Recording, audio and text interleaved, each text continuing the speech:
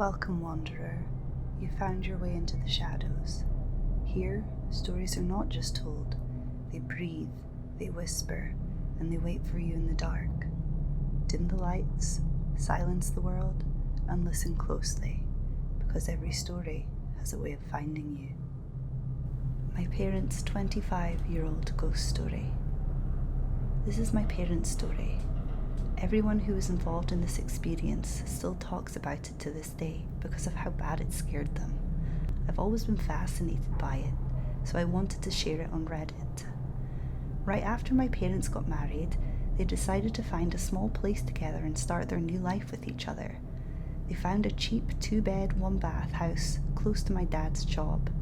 They weren't picky, since it was meant to be temporary until my mum finished nursing school and they could save enough to buy a home. They moved in shortly after finding it, got settled, and for the first month everything seemed completely normal.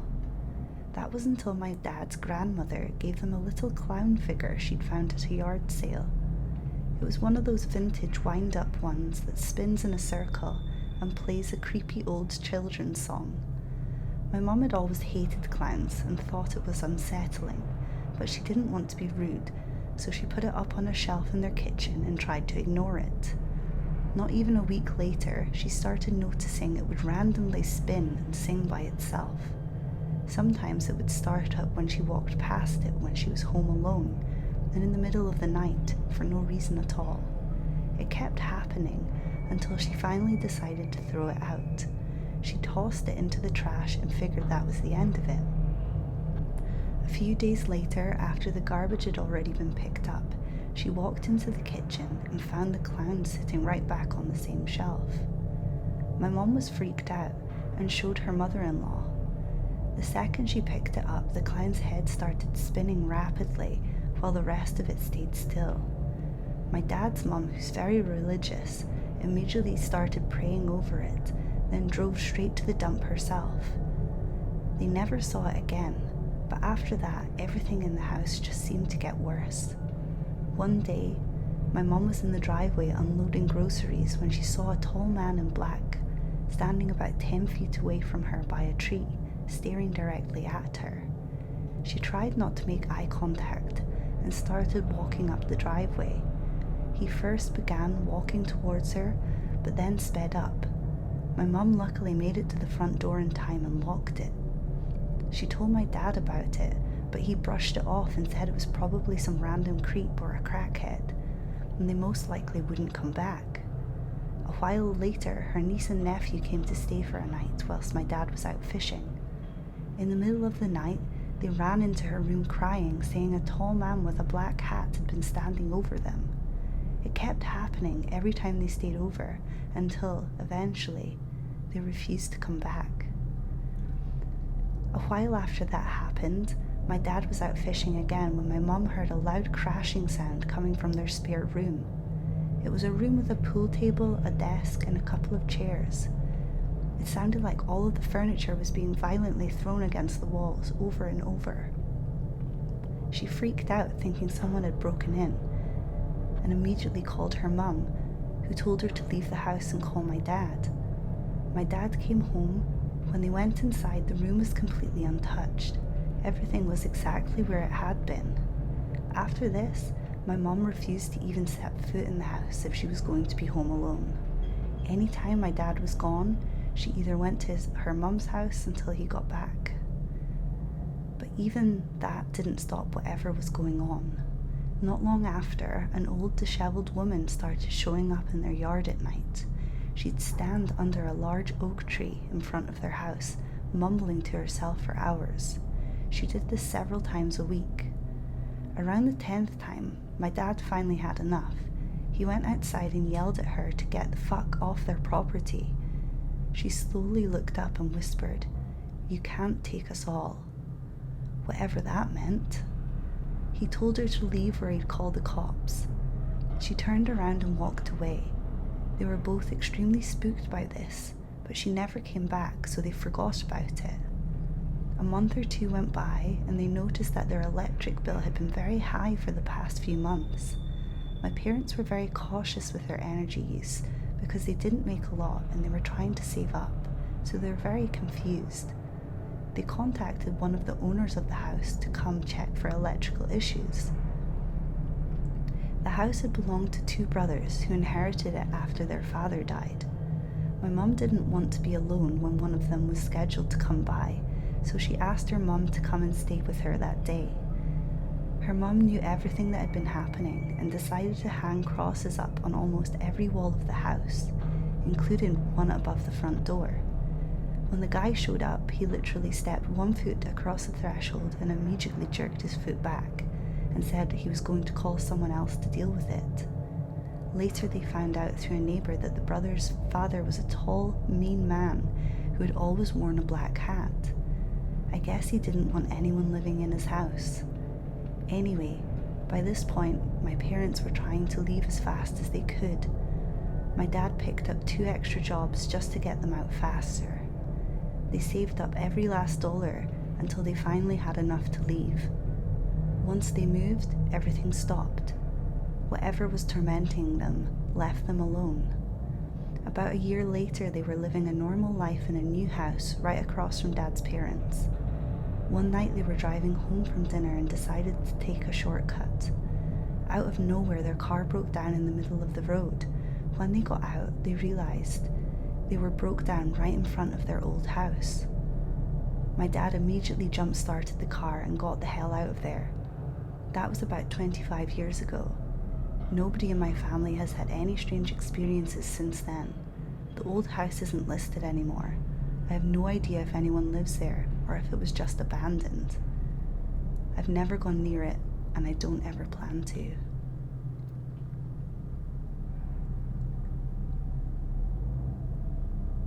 Something weird happened when I was house sitting, and I can't explain it. Hey everyone, I've never posted here before, but I've been reading this sub for years. I'm honestly posting because I still can't figure out what happened and it's been eating at me. This took place in July 2023 in upstate New York. A couple I know, friends of my mum's, asked me to house sit for them while they were on vacation in Maine. It was one of those older homes that feels like it has way more square footage than it should. Creaky stairs, long narrow hallways, and too many doors that lead to tiny closets. When I was 25 at the time, I figured a week of peace and quiet would be great. For the first few days, everything was normal. I fed their cats, watered their plants, went to work during the day and watched Netflix or YouTube at night. On the 4th night, I was up late on my laptop in the living room when I heard what I swear sounded like footsteps upstairs. The house isn't huge, so I thought maybe one of the cats got trapped in a room.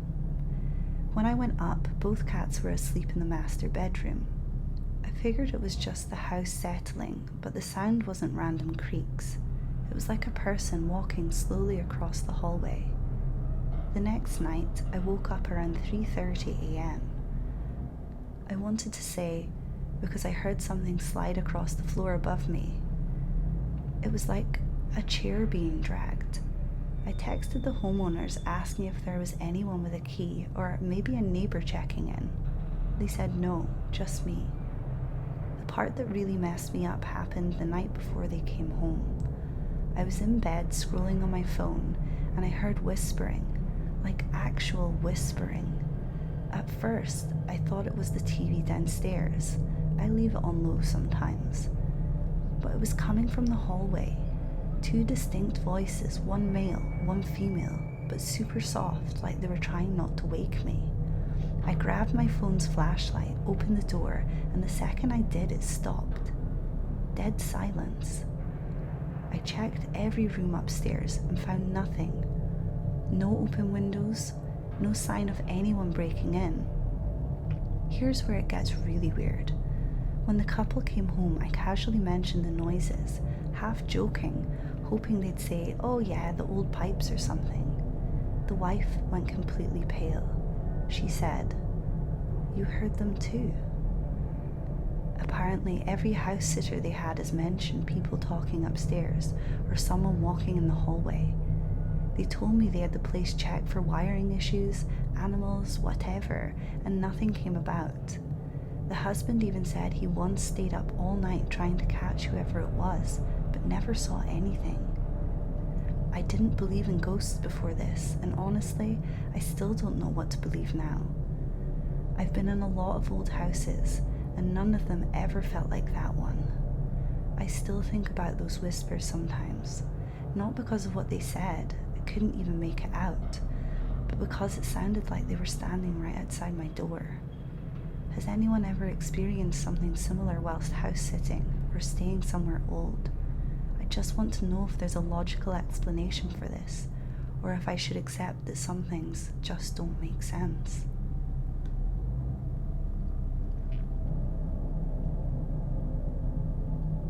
Solo camping.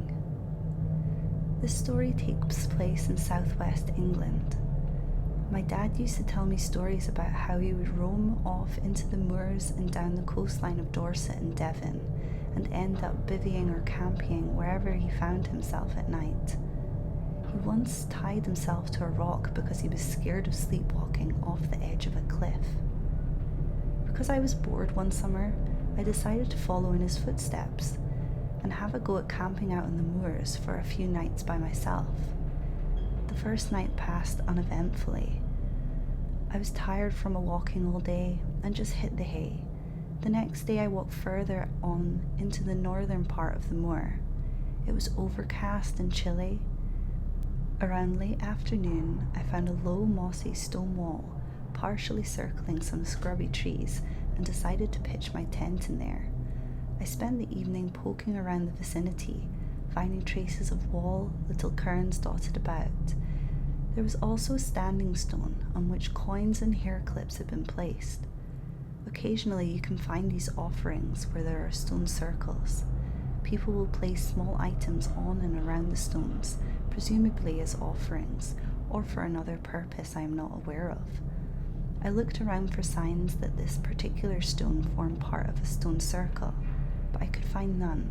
It was just a stone, roughly 4 feet tall, 3 feet wide, standing there, roughly 20 feet from my tent. After my dinner, I crawled into my sleeping bag and zipped myself up for the night. I read by torchlight for a few hours, then about 11 decided to turn in. I had been lying in the dark for a short time when I became aware of a light tread outside the tent. Distinct footsteps. Hard to tell how far away, or what. It could be a deer, I thought, or a sheep, or even a pony. But there was something about the pattern of steps that felt different. It sounded like someone strolling through the woods nearby, not in a hurry, but not trepidatious either. I lay listening for a time, very tense, trying to decide what to do. I think that the silliest I have ever been. After a time, they stopped. I slowly moved towards the door, intending to reassure myself with a glance outside. I expected to see the white bottom of a deer retreating through the trees. I turned on my torch, unzipped my door, enough to fit my head and torch through, and shone the beam into the blackness. What I saw, I struggled to comprehend. Near the tree line, caught in the beam of my torch, I saw a grey horse. It was facing me. I could only see the front of its head and its 2 forefeet. To me, it seemed enormous. It must have been about 10 feet away. I flinched back into my tent compulsively, weirdly repulsed by the wrongness of the horse standing outside. A few seconds later, I peered out again. I shone my torch around the clearing and into the woods, and I could see no trace of it anywhere. I glanced away for just seconds, and by the time I looked again, it vanished. At the same time, I was struck by how nightmarish the horse seemed to me. It had a wrongness about it that I still struggled to place. The grey of it was too flat. From my perspective, it looked almost two-dimensional. I didn't see it move at all. I rounded off my evening by sitting up in my sleeping bag with my teeth chattering. I stayed awake most of the night and caught a bit of sleep around dawn. After that, I woke up, packed up, and walked off.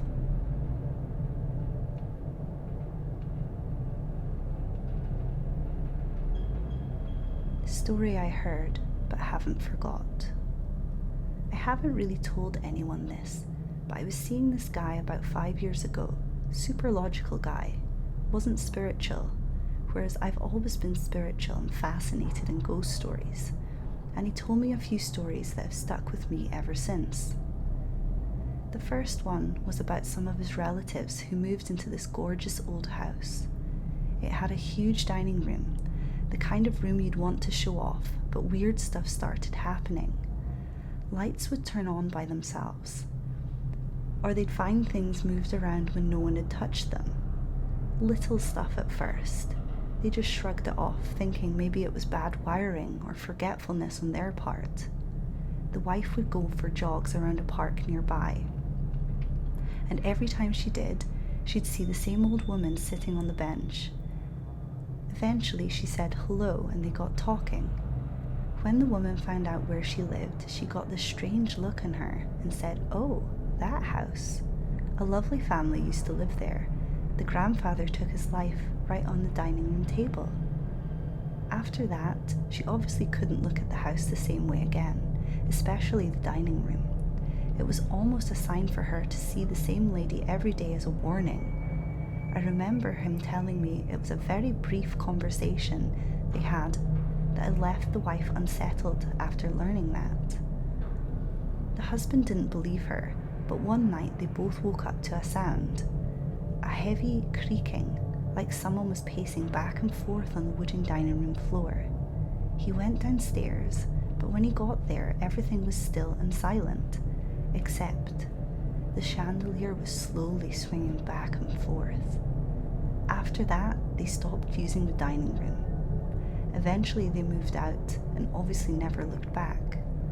Oddly enough, I remember him mentioning it as a well-known celebrity's grandparent who took their life on the dining room table, but I can't find any information or validation of that online. So that was either false or has been covered up.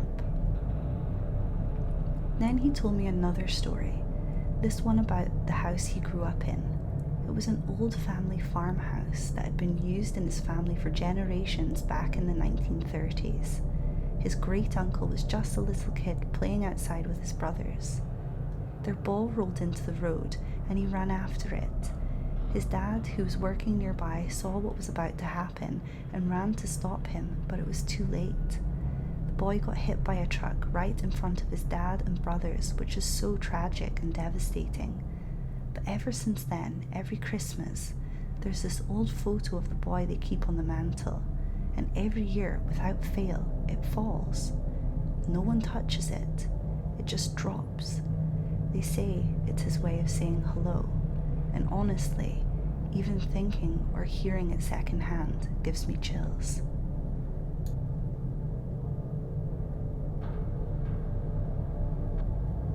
Ghost encounter, Fairfield Manor, York. So I've had a very real encounter with a not very friendly ghost while staying at a hotel with work back in 2006. I can remember the timescale really well, as the World Cup with the Sudan's headbutt was on at the time. The encounter was one thing, but what made it legitimate was the validation the following morning. I'll explain it all as it happened below. I generally tend not to tell people the story as I appreciate natural cynicism. I'd be the same. But, as you'll read, there really isn't any doubt of what I saw. It was the Fairfield Manor Hotel in York, North Yorkshire in England, in the summer of 2006. I was staying for 3 to 4 nights for a training course with my then employer. I had checked in as normal, been allocated a room, and I hadn't been drinking that evening. I'm not really a drinker. So, night 1, I get into bed and eventually fall asleep as normal. It was the middle of summer and really warm, with no aircon available in my room. I remember being a bit too hot when trying to get to sleep. But at some point in the night, I didn't look at the time, but it was still dark. I realized that I'm awake, but still with my eyes closed. Despite being under the covers, the room felt freezing. And you know when you can sense somebody's presence in a room? Well, that. There was also a weird metal-like smell in the air. I know that these are all the cliches of a ghost encounter, but it's what I experienced that night. With the feeling that somebody was in the room, I rolled back and opened my eyes, and despite it being nearly 20 years on, I can still vividly remember exactly what I saw at that moment. A semi-transparent head and shoulders of a man. The visual was very similar to how ghosts are depicted on television. You can make out the features, but they're also kind of transparent. He was hovering directly above me, facing me, from probably a few feet away. He was looking directly at me, and his facial features looked angry. And then he moved quickly towards me, like a lunge, while still only being a head and shoulders. And inexplicably, a combination of being a natural cynic and the absurdity of what was happening, I rolled over, closed my eyes, and went back to sleep, as you do. This is the strangest part. When I woke in the morning, I'd mentally written the event off because, I'd clearly imagined it or had been semi-asleep or something. I was sat in the reception area waiting for whatever the day had in store when I overheard a couple of the receptionists telling another guest, unrelated to my visiting party, about the resident ghost. They didn't know who I was, what I'd seen, or which room I'd stayed in, or that I could hear them. They go on to give an incredibly detailed description of the ghost, which particular room he tends to visit and what he gets up to. It was something along the lines of that room being important to him when he owned the building, and he gets a bit upset when people stay in it, so he takes it out on guests every now and then. The description of him and his actions were exactly what I'd seen, and yes, the room they spoke about was the exact room that I'd stayed in. Of course, as soon as the other guests disappeared, I went over to tell them what I'd encountered, as well as asking for a room change for the rest of my stay, and they confirmed that guests reported the same experience on a semi-regular basis. The rest of my stay was uneventful, and I never saw this or any other ghosts ever again, but I was wary of every creak, dark corner, or gust of wind. Since my stay, I discovered it's a very haunted hotel with a full backstory of who the ghost is and what else went on throughout the history of the place. They even do ghost hunting walks or evenings on a regular basis. So whilst my mind probably would have rationalized what happened, I'd have convinced myself that I had imagined it or something. The validation from the hotel staff the next morning, not knowing who I was or that I'd be within earshot, as well as describing the ghost perfectly and the room he tends to frequent, means that I am 100% certain that I had a very real encounter with a real ghost. My mum was always adamant that she'd encountered a couple of ghosts throughout her life, so it always made me wonder if the ability to see them was limited to certain people, or if it's just a case of being in the right place at the right time. And so another story slips back into the shadows. If it followed you home, don't blame me. Some tales linger with us. If you enjoyed wandering in the dark with me tonight, make sure to subscribe, share the fear, and return for more.